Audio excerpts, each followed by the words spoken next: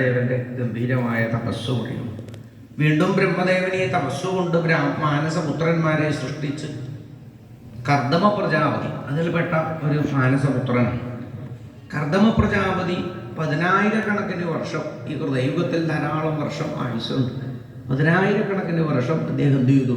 സരസ്വതി നദീ തീരത്ത് തപസ് ചെയ്യാൻ പുറപ്പെട്ടു. കൃതയുഗത്തിൽ തപസ് തന്നെയാണ് മനുഷ്യന് പറഞ്ഞിട്ടുള്ളത്.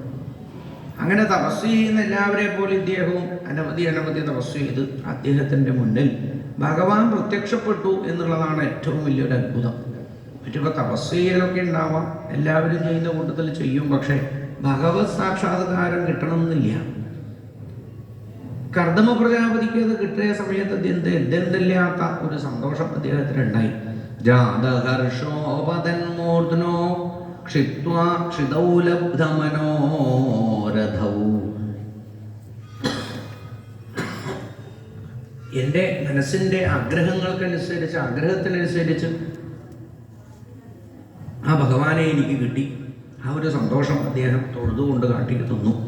ജുഷ്ടം ബദാദ്യാകില സത്വരാശേ സംസിദ്ധ്യവഷ്ണോ തവ ദർശനാന്ന യദ്ദർശനം ജന്മഭിരീഡ്യ സദ്ഭിരാശാസതേ യോഗിനോരൂഢയോഗാഃ. ഹേ ഭഗവൻ, അങ്ങയുടെ ഈ ദർശനം എന്നുള്ളത് യത് ദർശനം തപസ് ചെയ്താലൊന്നും കിട്ടില്ല. എത്രയോ ജന്മജന്മാന്തരങ്ങളിൽ യോഗീശ്വരന്മാരായിരിക്കുന്നവർക്ക് പോലും കിട്ടാത്തതായ ഈ ഒരു ദർശനം എനിക്ക് അങ്ങ് തന്നിട്ടുണ്ടെങ്കിൽ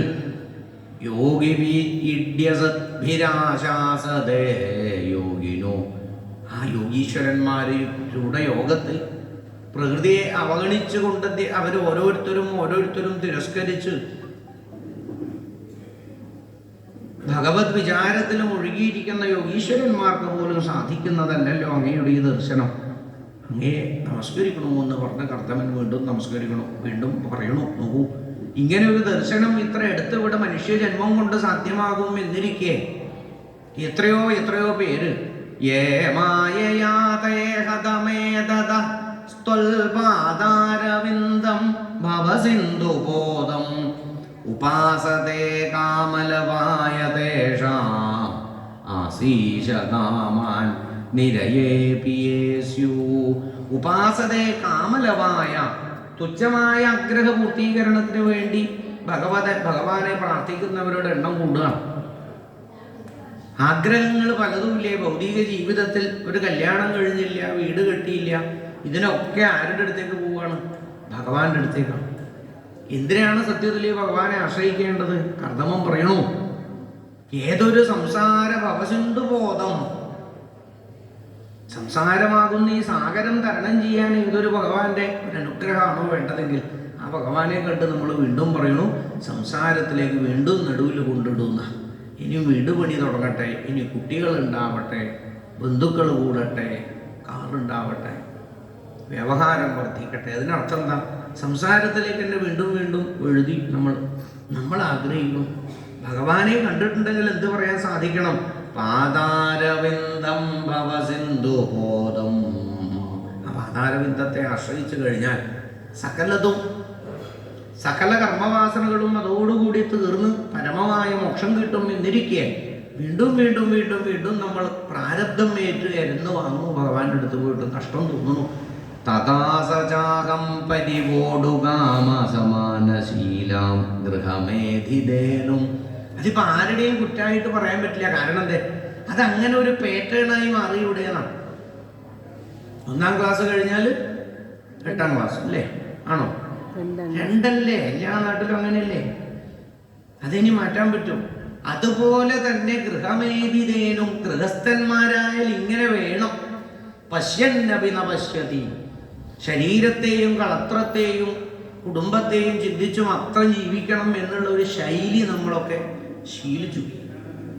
നമ്മൾ യാന്ത്രികമായി അത് തന്നെ ചെയ്യണം. അതാണ് ഉപേയിവാൻ മൂലമശേഷമൂലം ദുരാശയ കാമദുഃഖം കൃപസ്തേ മുഖം കൃപസ്യ.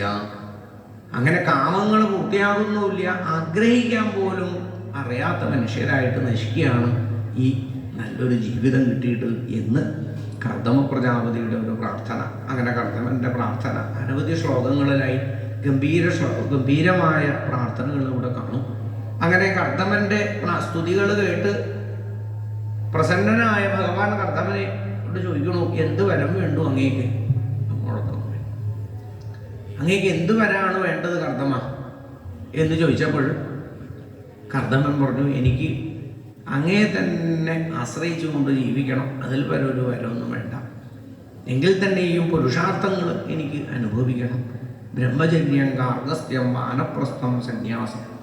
ഈ ബ്രഹ്മചര്യത്തിൽ മാത്രമേ ഞാൻ ഇങ്ങനെ കുടുങ്ങാണ്. ഞാൻ എന്നിട്ട് നേരെ എന്തിലേക്ക് സ്വീകരിച്ചു? സന്യാസത്തിലേക്ക് എത്തി. ഈ ഗാർഹസ്ഥ്യ ജീവിതം ഒന്ന് അനുഭവിച്ചിട്ടുണ്ടെങ്കിൽ ഈ പരമവൈരാഗ്യം വരുള്ളൂ എന്നാണ്. വിഷയഭോഗങ്ങൾ ഉണ്ടാവണം, അതിൽ നിന്നുള്ള വൈരാഗ്യം. അങ്ങനെയാണ് വേണ്ടേ. ഒന്നും വേണ്ട എനിക്ക് എന്ന് പറഞ്ഞു ചെയ്യുന്നതൊന്നല്ല ആ വൈരാഗ്യം. പിന്നെയോ അനുഭവിച്ചു മതി തോന്നണം.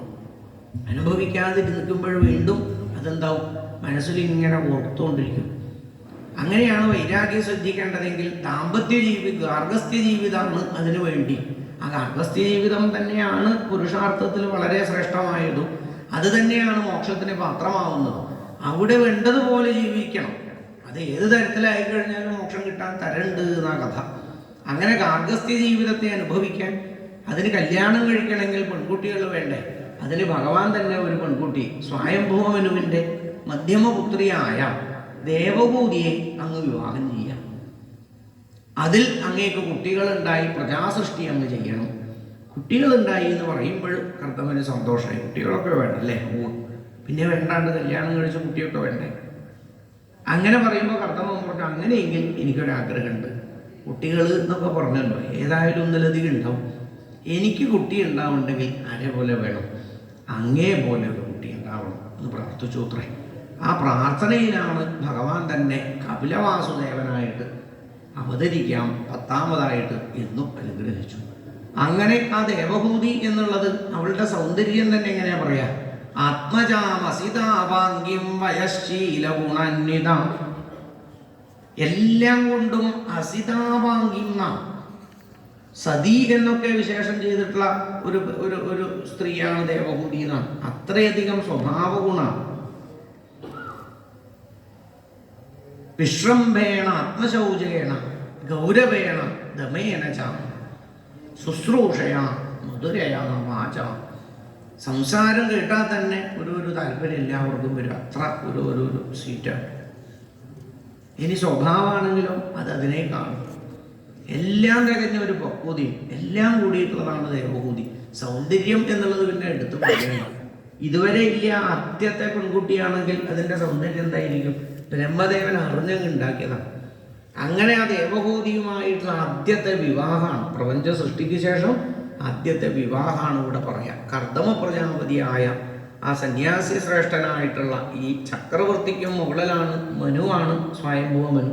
അദ്ദേഹത്തിൻ്റെ മകളാണ് കുട്ടി. ചക്രവർത്തിക്കും മുകളിലുള്ള ആ പദവിയിലുള്ള ആളുടെ മകളുടെ കല്യാണം, അതും ആദ്യത്തെ കല്യാണമാണ് ഈ ലോകത്ത്.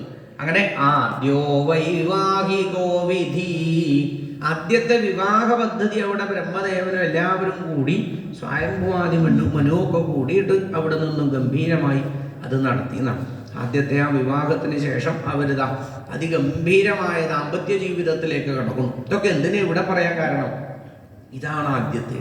ഇങ്ങനെയാണ് ദാമ്പത്യത്തിൻ്റെ അടിസ്ഥാനം എന്ന് മനസ്സിലാക്കാനാണ് ഈ ഒരു കഥ. ശ്രദ്ധിക്കുന്നില്ലേ? മറ്റ് ഏത് കഥയിലും ഈ ഒരു ഭാഗം എടുത്തു പറയില്ല. കൃഷ്ണകഥ ഇപ്പോൾ 2 ദിവസം കഴിഞ്ഞാലൊക്കെ ഭഗവാന്റെ ഗാർഹസ്ഥ്യമൊക്കെ പറയും. അതിലൊന്നും ഇത്ര ഡീറ്റെയിൽ ആയിട്ട് ഇത് പറയില്ല. ദാമ്പത്യം പാലിക്കേണ്ടത് ഇവിടെയാണ് പഠിക്കേണ്ടത്. അങ്ങനെ ഈ ദേവഭൂതി ആ ആശ്രമത്തിലേക്കാണ് വിവാഹം കഴിച്ചു കൊടുത്തും വിട്ടത്. എത്രയോ കുന്നുകണക്കെ സ്വർണവും രത്നങ്ങളും തോഴിമാരെയൊക്കെ കൊടുത്തിട്ടുണ്ട്. അതൊക്കെ അവൾ വേണ്ട പറഞ്ഞു. ഞാൻ എന്ത് ചെയ്യാൻ പോവാണ്? ഞാൻ പാതിവൃത്യം എന്നുള്ള വ്രതം സ്വീകരിച്ച് ഭർത്താവിനെ അനുഗമിക്കുക. അദ്ദേഹം വനത്തിലാണ്, ആശ്രമത്തിലാണെങ്കിൽ ഞാനും അങ്ങനെ തന്നെയാണ്. അങ്ങനെ എല്ലാം മാറ്റിവെച്ച് ഈ ദേവഭൂതിയും കർദമനും കൂടി വനത്തിൽ തപസ് ചെയ്യാണെന്നാണ്. വിവാഹം കഴിഞ്ഞവർ മറ്റ് ഇന്ന് കാണുന്നത് പോലെയോ അങ്ങനെ എവിടെയെങ്കിലും പോകുമോ അതൊന്നല്ല. എന്ത് ചെയ്തു? വിവാഹം കഴിഞ്ഞ് അന്ന് തന്നെ കർദമൻ സന്ധ്യാവന്തനം ചെയ്ത് ധ്യാനനിരതനായി. ആ ധ്യാനം കുറച്ച് നീണ്ടുപോയി എന്നാണ്. അങ്ങനെ നിരന്തരം ധ്യാനവും ജപവും ഒരു മാറ്റവും ഇല്ല. ഇപ്പോൾ വേളി കഴിഞ്ഞു വെച്ചിട്ട് പ്രത്യേകമൊന്നുമില്ല. ഇപ്പോൾ ഒരു ദിവസമെങ്കിലും ലീവ് ഉണ്ടാവണ്ടേ, അതില്ല. പിറ്റേ ദിവസം രാവിലെ എഴുന്നേൽക്കുമ്പോൾ ഇയാളെ കാണുന്നില്ല. ഇയാൾ 4:30 എഴുന്നേറ്റ് ട്രെയിനിന് പോയി ജോലി. ഇന്നലെ അങ്ങനത്തിനൊക്കെ ഭീകരന്മാരുണ്ടോ? അതുപോലെ കർദ്ദവൻ ഒരു തരം ജപവും ധ്യാനവും ഒക്കെ ആയിട്ടാണ്. ദേവഭൂതി ഒന്നും മിണ്ടിയില്ല. അവൾക്ക് പലതും മിണ്ടണമെന്നുണ്ടായിരുന്നു, പലതും ചോദിക്കണമെന്നുണ്ട്. ചിലപ്പോൾ ഇഷ്ടപ്പെടാണ്ട് ഉണ്ടാവാം, അതുണ്ടാവില്ലേ എന്നാലോചിച്ചു. എന്നാൽ ഒന്നും ഉണ്ടായില്ല. ഇത് എവിടുന്ന ഈ സ്ത്രീകൾക്ക് ഇത് വന്നു കയറുന്നതെന്ന് പറയാനും പറ്റില്ല. ആദ്യത്തെ ദേവഭൂതിക്ക് ഇതൊന്നും തോന്നിയിട്ടില്ല. അവൾക്ക് എവിടെയെങ്കിലും പോകണം തോന്നിയിട്ടില്ല. ഇത്ര ദിവസം ഉണ്ടായ ആ സൗകര്യം വേണം, ഇന്ന് ഒരു ദിവസം മുതലില്ല എന്ന് അതൊന്നും അവൾക്ക് അനുഭവത്തിൽ തോന്നിയില്ല. സദാസമയവും ആ ഭഗവാനെ, ഭർത്താവിനെ ഈശ്വരഭാവത്തിൽ കണ്ടുകൊണ്ട് എപ്പോഴും അദ്ദേഹത്തിന് വേണ്ടുന്ന ശ്രദ്ധ ചെയ്തുകൊണ്ടിരുന്നു. അങ്ങനെ വർഷങ്ങളോളം കുറേ കാലം കഴിഞ്ഞപ്പോഴാണ് കണ്ണൊക്കെ തുറക്കുമ്പോഴേക്ക് ഈ കർദ്ദമനി താടിയൊക്കെ നീണ്ടു വളർന്ന് വല്ലാത്തൊരവസ്ഥയുണ്ട്. ദേവഭൂതിയാണെങ്കിൽ വിവാഹം കഴിഞ്ഞ ആ സൗന്ദര്യമൊക്കെ പോയി. ദേവഭൂതിക്ക് ഇപ്പോൾ പണി ഇദ്ദേഹത്തിനെ പരികർമ്മം ചെയ്യലാണ്. ഇത് രാവിലെ 3:30 എഴുന്നേറ്റ് കുളിച്ച് മൂപ്പരിടപ്പുരം പോയി ജപിക്കാനിരുന്നുള്ള. പിന്നെ ഇപ്പം എന്ത്, ഇത് കുറച്ചു കാലം കഴിഞ്ഞപ്പോഴേക്ക് ആ സൗന്ദര്യമൊക്കെ ശ്രദ്ധിക്കാതെ നശിച്ചു പോയിന്ന്. ദേവഭൂതിയുടെ ശരീരം പോലും ശുഷ്കിച്ചു. കർദ്ദമനി വല്ലാത്ത വിഷമായി. ഇങ്ങനെയാണോ വേണ്ടത്? ദാമ്പത്യ ജീവിതത്തിനല്ലേ ഞാൻ ഇവളെ കൂട്ടിക്കൊണ്ടുവന്നത്, ആ ധർമ്മം പാലിക്കേണ്ടേ? അങ്ങനെ ഈ ദേവഭൂതിയെ നല്ലതുപോലെ ആദ്യം തന്നെ പറഞ്ഞത് എന്താ? തുഷ്ടോഹമദ്യതവമാനവിമാനതായ ശുശ്രൂഷയാ പരമയാ പരയാജ ഭക്തിം. നിന്റെ ആ ഒരു ഭക്തി ഉണ്ടല്ലോ, നീ എന്നെ ശുശ്രൂഷിച്ചില്ലേ? ഞാൻ പറയുന്നത് കേൾക്കാനുള്ള നിന്റെ ആഗ്രഹം എന്തായിരുന്നു? ഞാൻ ഓരോന്നും മനസ്സിൽ കാണുമ്പോഴേക്ക് നീ അതെനിക്ക് ചെയ്തു തരുമായിരുന്നു. ഇങ്ങനെ ഒരാൾ എനിക്ക് സാധിക്കില്ല ചിന്തിക്കാൻ പോലും. അത്രയധികം ശ്രേഷ്ഠതയുണ്ടത് എനിക്ക്. നിന്നിൽ ഞാൻ വേണ്ടതുപോലെ സന്തോഷപ്പെട്ടിരിക്കണു. നിനക്ക് എന്താഗ്രഹം ഉണ്ടെങ്കിൽ എന്നോട് ചോദിച്ചോളൂ. ഇതൊക്കെ ആര് പറയാം? ഭർത്താവായ ആ കർദ്ദവൻ പറയാണ്. കാരണം എന്താ? അനവധി ഗുണങ്ങൾ ഈ കുട്ടിക്ക് പറഞ്ഞിട്ടുണ്ട്. വിശ്രംഭേണാത്മശൗചേണ ഗൗരവേണ ദമേന ച ശുശ്രൂഷയാ സൗഹൃദേന വാചാമധുരയാ ജപോ വിസൃജ്യ കാമം ദംഭം ച മോ ദേഷ്യം ലോഭമഘം മതം. വളരെ പ്രധാനപ്പെട്ട ശ്ലോകമാണ്, 23-ാമത്തെ അധ്യായം. ഇതൊരു സ്ത്രീക്ക് ഉണ്ടാവേണ്ട ഒരു ഗുണങ്ങളാണ്. ഇതൊക്കെ കൂടുമ്പോഴാണ് പണ്ട് കാലത്ത് ഒരു അടക്കം ഒതുക്കുന്നുണ്ട് എന്നൊക്കെ പറയാറുണ്ടോ? നാടൻ ഭാഷയിൽ പറയാറില്ലേ? ആ കുട്ടിക്ക് ഒരു അടക്കം ഒതുക്കും. എന്ത് ഈ സാധനം? ബാക്കിയൊക്കെ അന്വേഷിച്ച് കണ്ടെത്താൻ പറ്റും. ഈ അടക്കം ഒതുക്കും എന്ന് പറഞ്ഞാൽ എന്താ സാധനം? ഇതൊക്കെ കൂടിയതാത്ര ഇത്. ആവശ്യത്തിന് സംസാരിക്കാം, പക്വതയോടുകൂടി സംസാരിക്കാം, മറ്റുള്ളവരുടെ മനസ്സിലാക്കി സംസാരിക്കാൻ സാധിക്കും. ഇതൊക്കെ ഇപ്പം എങ്ങനെ പഠിച്ചെടുക്കാനാണ്? ഇതൊക്കെ തപസ് കൊണ്ട് തന്നെ സാധിക്കുള്ളൂ എന്നാണ്. ഇവരുടെയൊക്കെ ജീവിതം ഭഗവത് വിചാരത്തിലായിരുന്നു. അതുകൊണ്ട് ഇവർക്ക് ഇതൊക്കെ പറ്റുന്നത്. അല്ലാതെ നമ്മളെ ഇങ്ങനെ ഒരു സിനിമാ കഥ പോലെ ഇങ്ങനെ അത്ഭുത കഥ പറയുന്നതൊന്നല്ല. ഇവരങ്ങനെ ജീവിച്ചു, അവർക്ക് അതിനുള്ള ഗുണം കിട്ടി എന്നാണ് നമ്മൾ കേട്ടുകൊണ്ടിരിക്കുന്നത്. അങ്ങനെ കർദ്ദമദേവഭൂതിയുടെ ആ ദാമ്പത്യ ജീവിതം എവിടെയോ വെച്ച് നിർത്തിയിട്ടുണ്ടെങ്കിൽ അവിടുന്ന് വീണ്ടും അവർ തുടങ്ങാൻ വേണ്ടി പോവുകയാണ്. അങ്ങനെ രണ്ടുപേരും പരസ്പരം ആ ദാമ്പത്യ ജീവിതത്തിലേക്ക് കടക്കാൻ ദേവഭൂതിയെ ഒന്ന് കുളിച്ചിട്ട് വരാൻ നിർദ്ദേശിച്ചു. തൊട്ടടുത്തുള്ള ബിന്ദു സരസിൽ പോയി ഒന്ന് മുങ്ങി നിവർന്നപ്പോഴേക്കും പഴയതിലും കൂടിയ സൗന്ദര്യത്തോടുകൂടി ഈ ദേവഭൂതി കൂടെ കുറേ തോഴിമാർ, കോഴിയല്ല തോഴിമാർ, അസിസ്റ്റൻസ് ഉണ്ടാവും രാജകുമാരിമാർക്കൊക്കെ. താളിയൊക്കെ എടുത്തിട്ട് കുറേ എണ്ണം. ഇത് എവിടുന്നാ വന്നേ? ഇതൊക്കെ ഇദ്ദേഹത്തിൻ്റെ തപസൃഷ്ടിയാണ്. ആ കുളത്തിലേക്ക് ഇറങ്ങിപ്പോയതേ കണ്ടുള്ളൂ. വരുമ്പോഴേക്കും ഇങ്ങനെ ഒരു ബറ്റാലിയനായിട്ട് അങ്ങോട്ട് വന്നേ. അങ്ങനെ ദേവഭൂതിയെ കണ്ട് സന്തോഷമായി. കർദ്ദവനും ആ ഇടയിൽ പോയിട്ടൊന്ന് കുളിച്ചിട്ട് ഇങ്ങ് വന്നു വേഗം. കർദ്ദവനും അതിൽ കുളിക്കുമ്പോൾ തന്നെ സൗന്ദര്യം കൂടുക, വളരെ യൗവനാവസ്ഥയിൽ പ്രാപിക്കുന്നതാണ്. അങ്ങനെ ആ കർദ്ദമദേവഭൂതികൾ ആ പഴയ സൗന്ദര്യത്തോടുകൂടി സ്റ്റിൽ യങ്ങായിട്ട് അവർ വീണ്ടും എന്ത് തുടങ്ങി? ദാമ്പത്യ ജീവിതത്തിൽ. ഇനി ഇവിടുന്ന് ഈ കാട്ടിലുള്ള പരിപാടിയൊക്കെ മതിയാക്കാം, കുറച്ച് ദിവസം തപസ് ഓഫ് ചെയ്ത് നോക്കാം. അങ്ങനെ തപസ് ലീവ് എടുത്തിട്ട് കർദ്ദമനും ഭാര്യയും കൂടിയിട്ട് അദ്ദേഹത്തിൻ്റെ തപസൃഷ്ടി കൊണ്ട്, തപശക്തി കൊണ്ട് ഒരു വിമാനം ഉണ്ടാക്കിയതാണ് കാമകം. ആ കാമകം എന്നുള്ള അത്ഭുതകരമായ ആ ഒരു വിമാനത്തിൽ അവർ എല്ലാ ലോകങ്ങളും സഞ്ചരിച്ചു. ലോകാലോകങ്ങൾ ഭൂമിയിൽ പോയിട്ട് ഭൂമിയുടെ എത്രയോ മുകളിൽ നിന്നും ദൂരത്ത് കാട്ടിക്കൊടുത്തു. ആ ചെറിയ ഇതാണ് ഭൂമി. ശൂന്യാകാശത്തേക്ക് സഞ്ചരിക്കാൻ സാധിക്കുന്ന ഒരു പേടകം ആയിരുന്നു അത് എന്നാണ്. ഇപ്പോൾ നമ്മളങ്ങനെ ഉണ്ടാക്കി വിട്ടുകൊണ്ടിരിക്കുന്നുണ്ടല്ലേ. ഇന്നലെ ഒന്ന് ചൊവ്വയിലൊക്കെ വിട്ടിട്ടുണ്ട്. ഭൂമിയുടെ ആ ഒരു നിശ്ചിത ആ ഒരു ഗ്രഹണ പദം കഴിഞ്ഞു കഴിഞ്ഞാൽ പിന്നെ ഇവിടുന്ന് അങ്ങോട്ട് ശൂന്യാകാശം, അവിടെയൊക്കെ സഞ്ചരിച്ചു ഈ കർദമൻ. അങ്ങനെ കർദമൻ്റെയും ദേവഹൂതിയുടെയും ജീവിതത്തിൽ തപശക്തി കൊണ്ട് അനവധി നിരവധി ഭാഗ്യങ്ങളുണ്ടായി. 9 ശരീരത്തിൻ്റെ സുഖം അവരനുഭവിച്ചു ഒരു ശരീരത്തിൽ നിന്ന്.